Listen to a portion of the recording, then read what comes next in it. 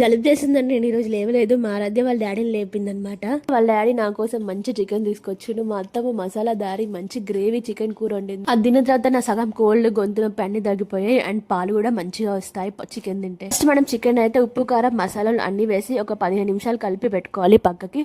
దాని తర్వాత వేడివేడిగా పొగలు కాగుతున్న నూనెలో మనం మంచిగా కట్ చేసి పెట్టుకున్న ఆనియన్స్, కొత్తిమీర కాడలు ఇవన్నీ వేసి బాగా వేయించాలి.